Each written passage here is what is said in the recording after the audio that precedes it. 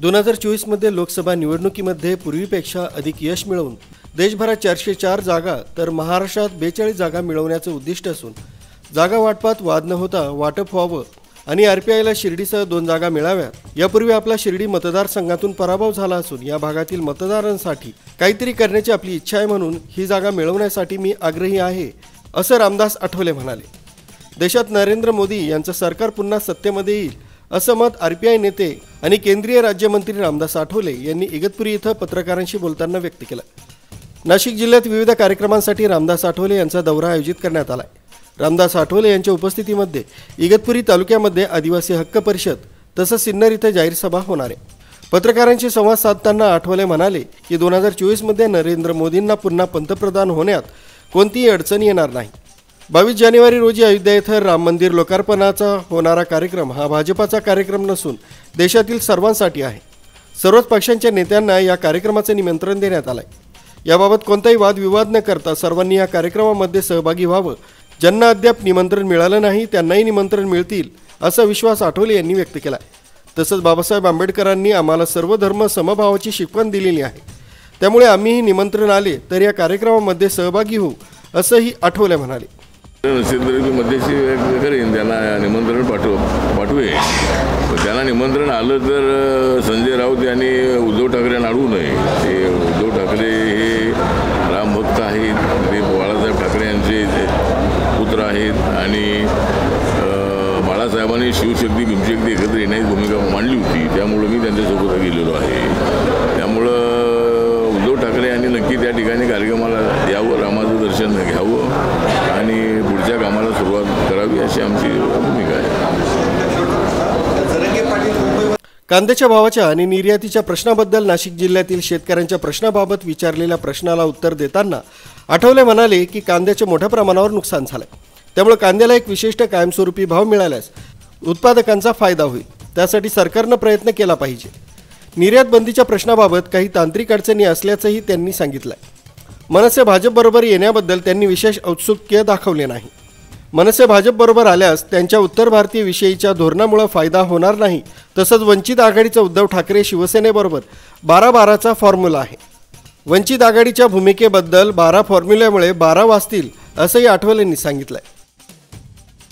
मला असं वाटतं की मनसे येणार नाही आहे आणि मनसेला घेणं हे BJPला परवडणार नाही आहे, कारण देश पातळीवर माननीय राज ठाकरे हे महाराष्ट्रातले मोठे नेते आहेत, अत्यंत ॲक्टिव्ह नेते आहेत, चांगले परडे वक्ते आहेत, त्यांच्या सभा मोठमोठ्या होतातही, पण त्यांना मतं मिळत नाहीत अशा पद्धतीची परिस्थिती आहे।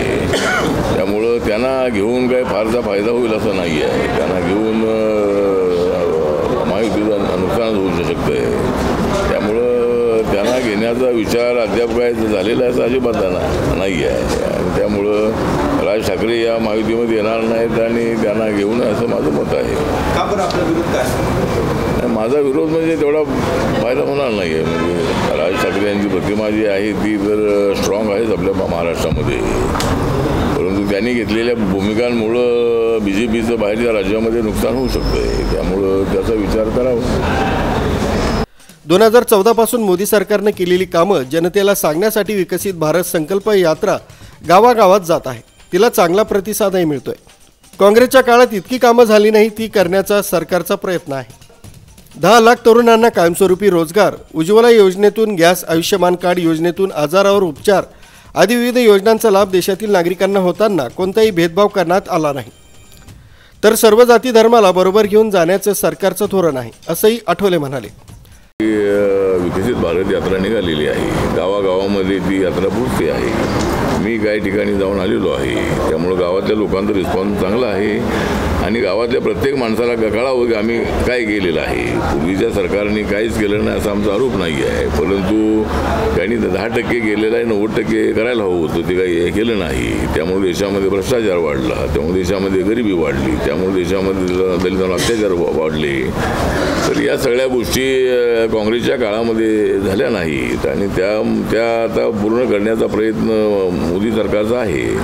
सगळीच कामं आम्ही केलेली आहेत असं नाही, परंतु या वर्षामध्ये 10 लाख तरुणांना परमनंट नोकऱ्या देण्याचा निर्णय सरकारने घेतला केंद्र सरकारच्या, आणि त्या 10 लाख नोकऱ्या देण्याच्या संबंधातले जे रोजगार मेळावे आहे ते प्रत्येक महिन्याला होतात आणि प्रत्येक महिन्याला 50, 60, 70 हजार मुलांना नोकरी देण्यात येते, मुलींना नोकरी देण्यात येते.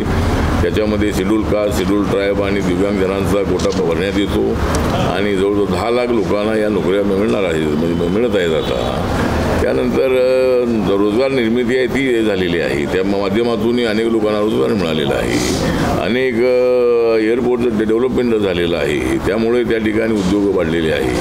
महाराष्ट्र मराठा आरक्षण आंदोलन मुंबईमध्ये येण्याआधी राज्य सरकारनं आरक्षणाविषयी निर्णय घ्यावा. आरक्षण प्रश्नावर ओबीसी मराठा वाद होणे योग्य नाही, असे आठवले यांनी एका प्रश्नाच्या उत्तराला सांगितलं.